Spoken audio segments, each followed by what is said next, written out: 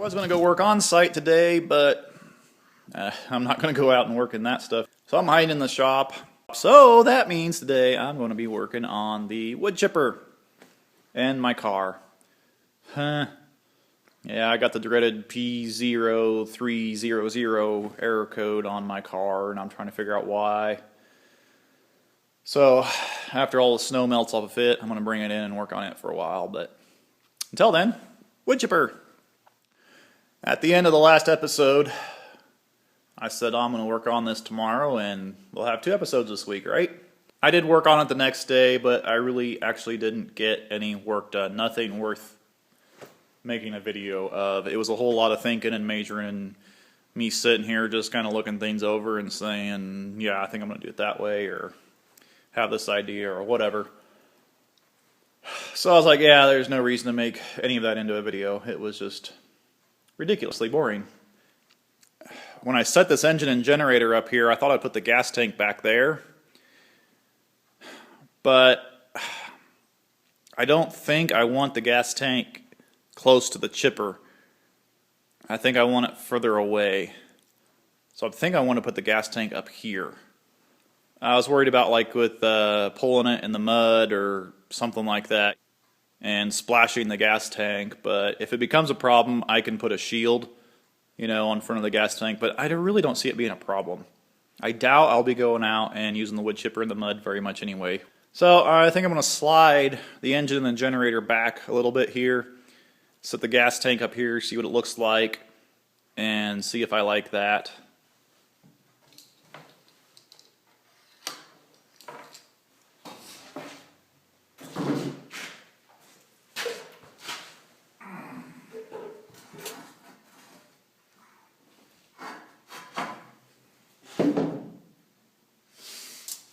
That gas tank is 7 inches wide, so that moved it back exactly 7. I'll probably actually move the gas tank forward and split it so it sits half and half on the front here instead of being flush at the front. And that still gives me about 23 inches in the back of the engine to the back of the frame here, which I think is enough for the chipper unit. And it could probably even overhang the back of the frame a little bit if it has to.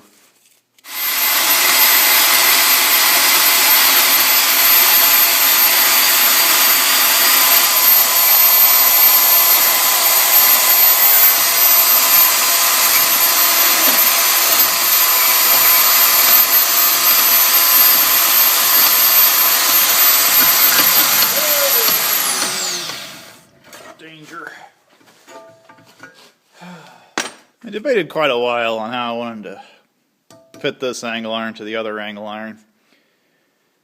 Now I decided to cut it out just so I can bolt this angle iron to the engine and then set the entire thing on that frame and move it around a little bit.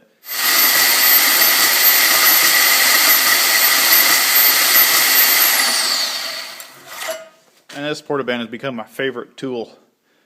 I am so kicking myself for not buying one of those things years ago. They are awesome. It is a huge time saver and a huge back saver for me too. It's so much nicer being able to take it to the work instead of the work to the saw. Love it.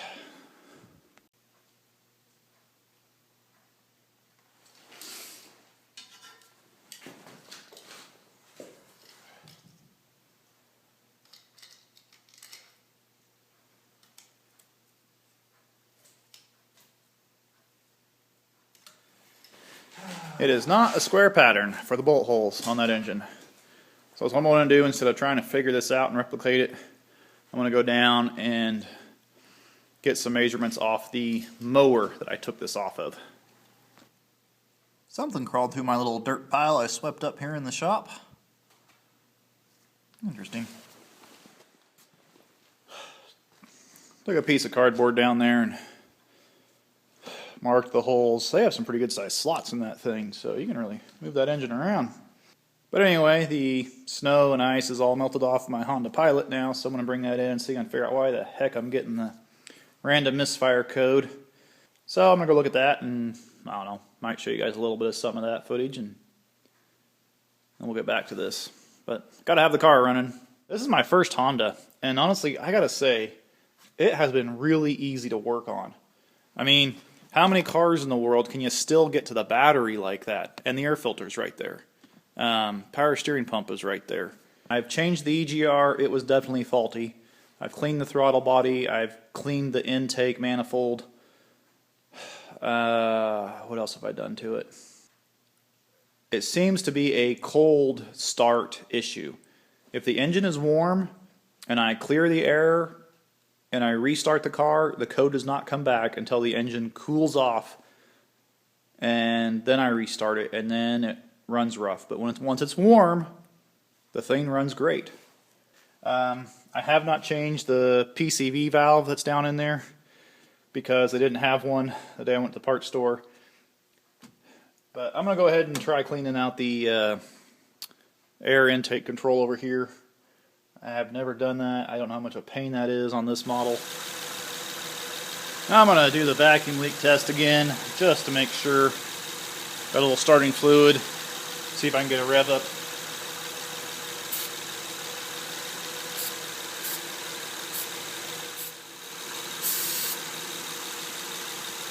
Yeah, I'm positive there's not a vacuum leak. I'm going to let the engine cool down a little while. I've been playing with it long enough that it's pretty warm. So, we'll go back to the wood chipper.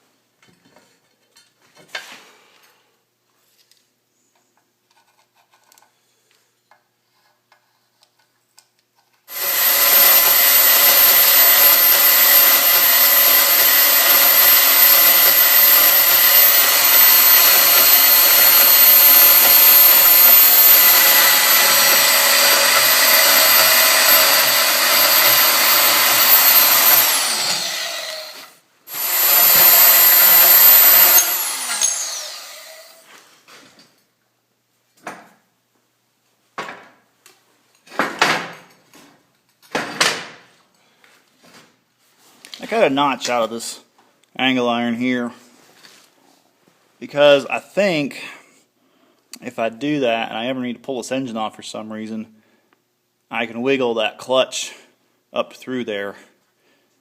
I may end up having to take a little bit off of this side too. It's darn close to fitting though by looking at it, so I think it'll work. I don't know how often I'll ever have to take this engine off of there. Hopefully never, right?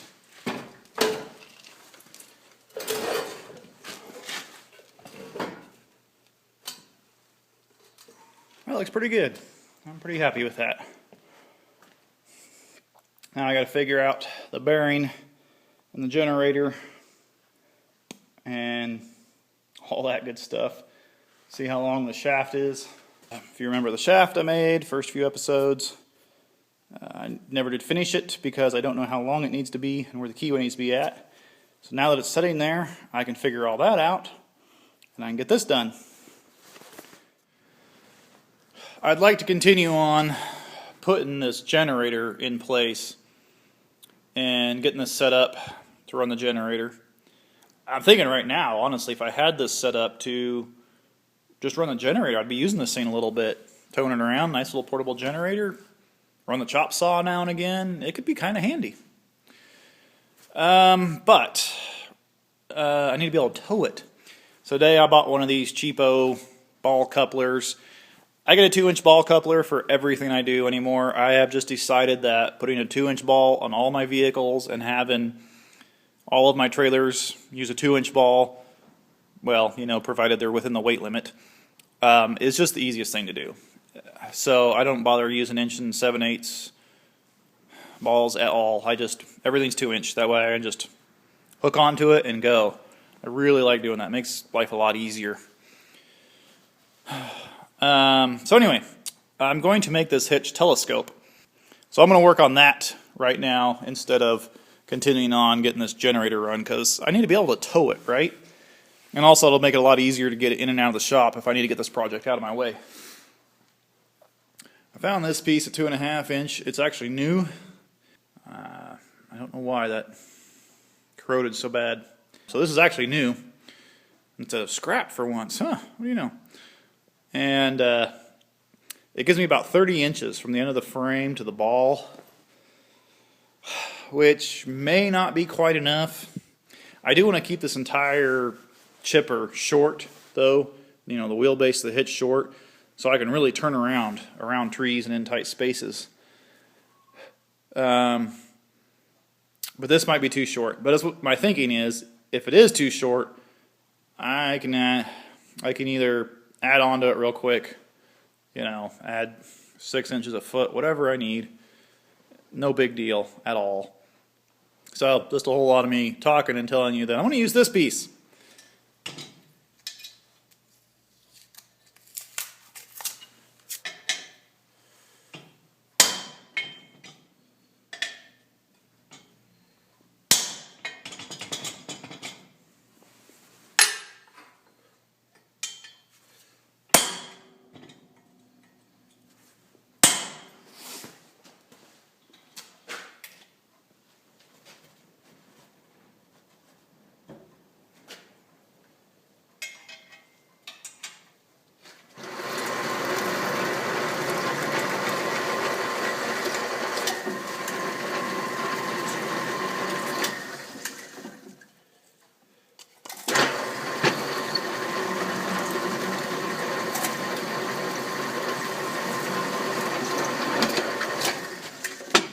Show y'all a little trick here.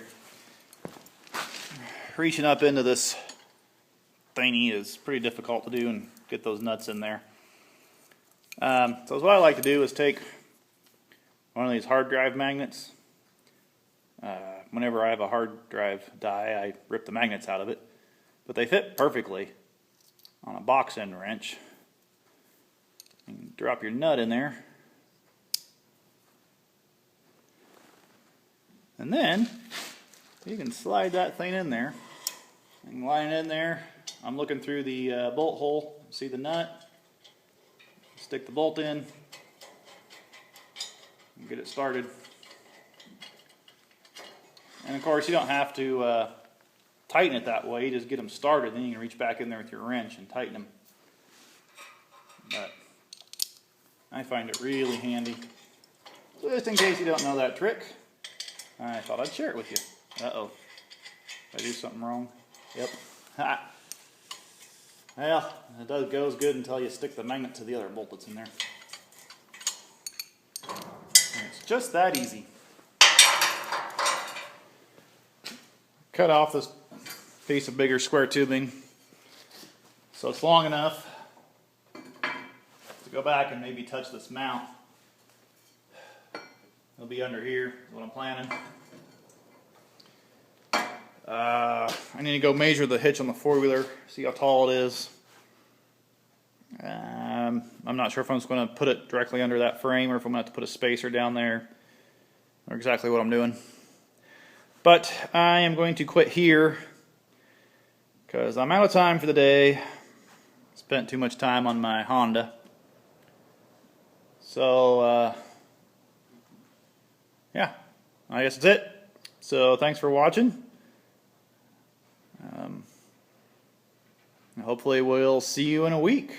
Never know. I've been pretty busy lately. Been kind of difficult to put out a video every week, but hopefully. Thanks y'all for watching. I just got done changing the PCV valve.